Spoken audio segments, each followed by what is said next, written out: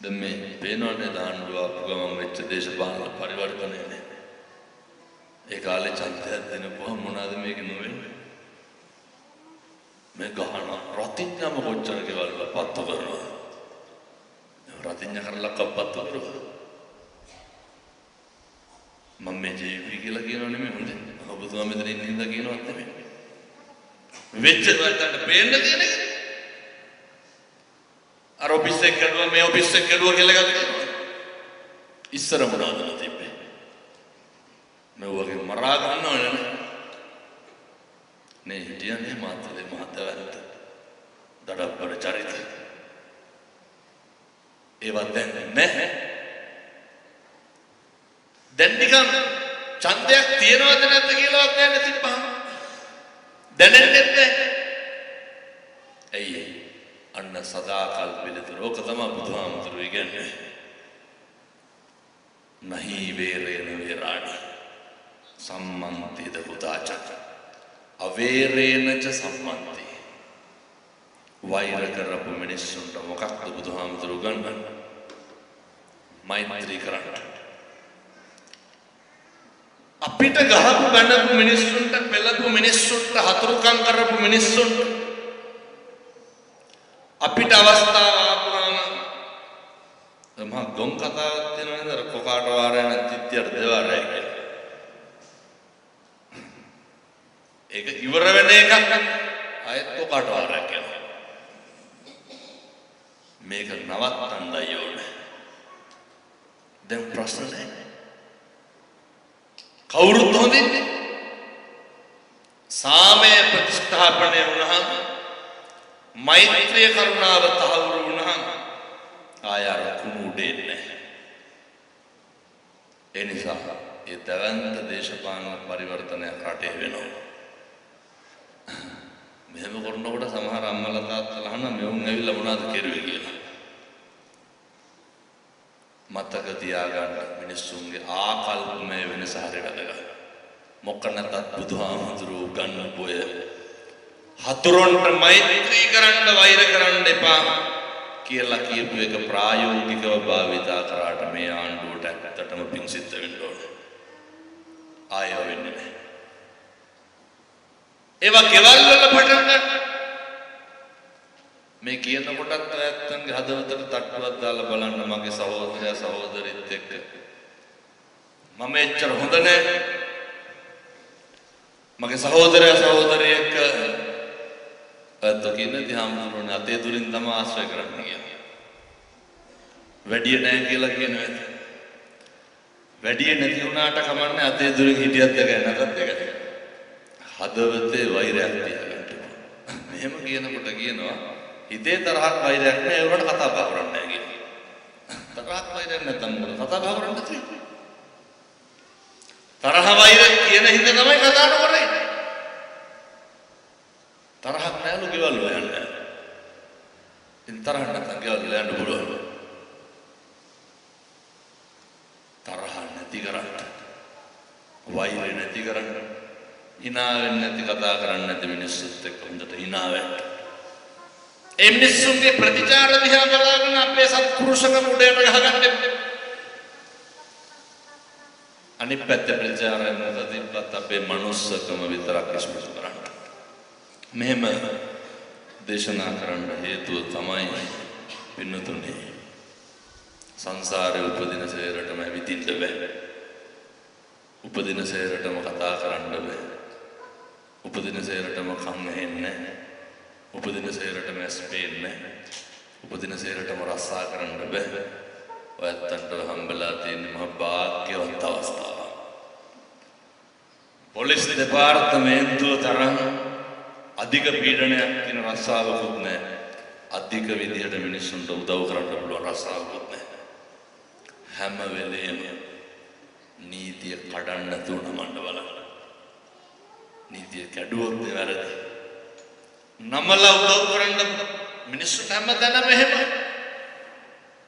උදව් කරන්න ආපු තැන්වල උදව් කරන්න. හැබැයි රටේ පොදු නීතියට නම් බුදුහාමුදුරුවෝ උගන්වනවා. මහණෙනි රජුගේ නීතියට අවනත වෙන්න ඕනේ. නීතියට ගරු කරන්න. යුක්තිය වෙනුවෙන් සාධාරණත්වය වෙනුවෙන් මනුස්සකම වෙනුවෙන් ඔය අපි බොහෝ දෙනෙක්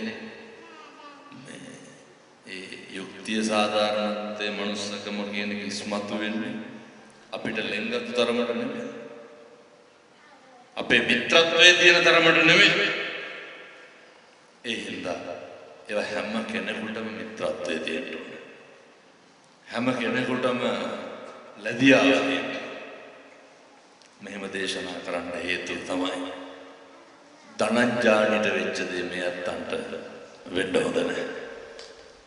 කාලෙකින් හම්බෙච්ච මිනිසත් භවයේ නාස්ති නොකර ජීවත් වෙන්න. තව එක කාරණයක් තියෙනවා මම බොහොම උමනාවෙන් කියන්නම්. දැන් මේ සභාපතිතුමත් ඉන්නවා, ස්ථානාධිපතිතුමත් ඉන්නවා. මේක පුළුවන් ඔය ප්‍රාදේශීය ලේකමුත් එක්ක වුණොත් හොඳට කරන්න පුළුවන්. මේ පැතිවල කොල්ලෝ ගංජා ගන්නවද නැහැ? නෑ බොහෝ පැතිවල ගන්නවා ඒක. පොඩි පොඩි නේ පැතිවර ගණන් මනම්. අරක්කු බෝතලයක් බොයි දෙකක් බොයි නේ ආයෙ කවදාවත් නැගිටින්න බෑ. මේ අවුරුදු 17 18 පැටවුනේ. ගහුවොත් එහෙම දෙකට කැඩෙනවා. මේ කෝටු කැලියවා ගංගවල තියෙන්නේ. ඒ හරි පුදුම විදිහට මේ પરම්පරාව විනාශ වෙනවා. දැන් මේ පැතිවල නම් හදන්න බැරි කමක් නැහැ. දැන් මම දකුණේ පළාතේ මම වැඩසටහන් ගොඩක් කරනවා. ඉතින් මේ දැන් කොටත් දරුවෙක් කතා කරා අවුරුදු 20යි. අම්මා තාත්තට හදන්න බැරි වෙච්ච මම හාමුදුරනේ එක බණෙන් හැදුනා කියලා. මම හවද මොකක්ද හැදලා කියලා කරන්නේ කියලා. නෑ මේ ඊයේ හැන්දෑවේ තාත්තගේ තේදි මං කිව්වා. බලන්න. ඒ කියන්නේ නන්නත්තර වෙච්ච දරුවා. දැන් මේ අම්මලා තාත්තලාට කොච්චර සතුටුද අපේ දරුවා ඇවිල්ලා රෙදි ටික හොදනවා. බැරි පුළුවන්කම නෙමෙයි මේ. දරුවෝ හැදෙනවා. ඉතින් මේ අම්මලා තාත්තලාත් කතා කරන්නේ දරුවන්ට තාතෝ කියලා. සමහර අම්මලා ඉන්න ළමයින්ට අපූර්වට කියනවා තොපි හැදුවට වඩා හොඳයි නිකන් යන්න කියලා. කියන්නේ නැද්ද? තමන්ගේ දරුවන්ට සමහර තාත්තලා ඉන්න මේ තමන්ගේ දුවට පිට මිනිස්සු පාවලා දෙලා බයි. ළමයි පුදුම පීඩණයෙන් ඉන්නේ. ඒ අනිත් පැත්තේ දෙමව්පියෝ පීඩණය. ඉතින් ගෙවල් වල ගිනි ගත්ත ගමන් නෙමෙයි හැම වෙලෙම තියෙන්නේ. එක ගෙදරකවත් සතුටක් නැහැ. ඇයි? එකට බත් ටිකක් කන්න වෙලාවක් නැහැ. එකට ටෙලිනාට්‍යයක් එකට බලන්න මිනිස්සුන්ට වෙලාවක් නැහැ. මිනිස්සු එකට පන්සලකට යන්නේ. එහෙනම් පින් සිද්ධ වෙනවා. මේ වගේ වැඩසටහන අපිට කියන්නේ අපි එන්න හොඳට හදන්න පුළුවන්. හැදෙන හින්දා මේ කියන්නේ. මේ ගම්වල මිනිස්සුන්ගේ තියෙන මේ ඔලු මොලවල් මේ කොහොම පුංචි කාරණා ටික ටික මේවා යොමු කරන්න ඕනේ පරිසරයන් වලින් මුදවන්න ඕනේ දරුවෝ ටික බේර ගන්න ඕනේ පරිස්සම් කරගන්න ඒ දරුවෝ හරියට මේ පිළිකා සහගත මිනිස්සු සමහර තරුණයෝ මේ පොඩියෝ අල්ලගන්න මේ ගෑනු ළමයි අර සිල්ලපාට වතුර බෝතල් වලට අරක්කු දාගෙන ගිහලා බොනවනේ අතට අහුණා ඒකයි මම කියන්නේ 10 පන්තියකින් ඉස්කෝලේ කියන්නේ අර පේන්නේ නැහැ සිල්ලපාට නිකල් බෝතල් තියෙන්නේ ඕකට දාගෙන ගිහලා අරක්කු බොනවා කොහෙද බොන්නේ ඉස්කෝලේ ළමයි ටොයිලට් එකට යනවා පීටියේ බීලා ඉස්කෝලවල තියකර ඇතෑරලා වගේ පහදන්න බෑ. ඇයි උන් හරි මුරණ්ඩුයි. කියලා හරියට දැන් කඩොල් බාගිනවත් මොන හරි කිව්වට පස්සේ එච්චරටම මා තරුණ ළමයි හැදෙන්නේ. කාගේද වැරද්ද? බඩදරුවන්වල පොලිසියට ඇවිල්ලා නැද්ද මිනිහා ගහනවා කියලා. ඕන තරම් ඇවිල්ලා. අම්මලා කොච්චර පොලිසියට එල්ලනවද තලු පාරවල් මොන තියාගෙන. රට පහකාරක් කටගොන්න බී ගන්නවා පොඩි කාලේ නම් ගෙවල් වල ඇහෙන කුමාරලා පොඩි පොඩි කාලේ ඉඳන් ඇනුම් බැලුවා. ඉතින් යහපත් දරුවෝ හැදේ. ඒ හින්දා මිනිස්සුන්ගේ තියෙන ම්ලේච්ඡ ගති නැති කරන්න ඕන. ඒකට පුළුවන් ධර්මයේ පුළුවන්. මම පොයකට එක දවසක් කොන මිනිස්සෙක් පන්සලට ගියා. පොයකට එක මිනිස්සෙක් ගියා. පොය 12ක් යනකොට 12 දෙනෙක්. අවුරුදු 5ක් ඕක කරනකොට අය මුළු ගම මර විදිහට 33 බැයි බීගෙන නටන්නේ. ගමකට ඉන්නේ 7-8 දෙනෙක් නෙමෙයි අර නැගිටින ගමන් වෙවුලන්. එහෙම ගෙනාවුවම හරියන්නේ. ඒ හින්දා මේවා ඉතින් අර නීති රීති වලින් කරන්න පුළුවන් ඒවා නෙමෙයි. නමුත් ඒවා කරන්න පුළුවන් එහෙම වෙනවා. අර ෆෝන් වලට වීඩියෝ ගේම් වලට බැබ්බැහි වෙච්ච ළමයි දැන් ෆෝන් එකක් දිහා බලන්නේ නැතුව ඉන්නේ. හදන්න පුළුවන් හදලා තියෙනවා ඒකයි මේ කියන්නේ. මතක තියාගන්න එක බණකට රටක් හදන්න පුළුවන්. එක බණකට ආකල්ප වෙනස් කරන්න පුළුවන්. එක නෝනා කෙනෙක් ඔය මම මෙයාලා කියන්නේ කිව්වා විතරයි කියන්නේ. අවුරුදු 25ක් නිදිපු තිබුණා ඇයි? රැට නිින්ද යන්නේ. මහත්ය හමුදාවේ උසස් තනතුරක් තරන මොකක් හරි ප්‍රෙෂර් එකක් පීඩනයක් ප්‍රශ්නයක් දරුවොත් රටේ ඉන්නේ. ඉතින් දැන් සතියක් විතරලු නිදිපෙ තිබුණ නැතුව හොඳට නිින්ද යනවා. ඇයි?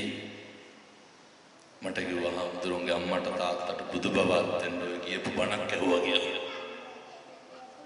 දැන් කිසිම කෙනෙක් ගැන හිතලා දුක් වෙන්නේ නැහැ. කිසිම කෙනෙක් ගැන හිතලා කනගාටු වෙන්නේ නැහැ. කල්පනා කරන්න තියෙන එක දෙයයි. මම කනගාටු වෙන්නේ මම දුක් වෙන්නේ කවුරු හින්දාද කියන එක විතරයි. මිනිස්සු 50කට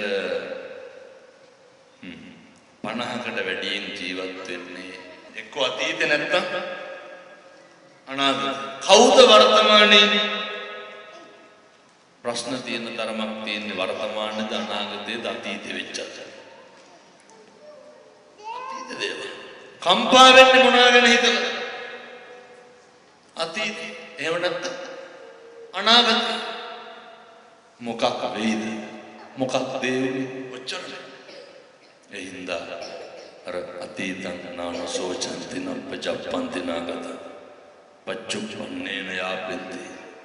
අතීතේ හිරකාරයෙක් වෙන්න එපා. අතීතේ ශෝක කරන්න එපා. මේ මොහොත වර්තමානයේ ජීවත් වෙන්න ඊළඟ මොහොතේ මැරලා යන්න පුළුවන්. ඒ නිසා කාලෙකින් හම්බුණු මිනිසත් භවයට අර්ථවත් ජීවිතයක් ගත කරන්න අවශ්‍ය කරන ශක්තිය ධෛර්යය මේ අම්මලාට තාත්තලාට ලැබේවා.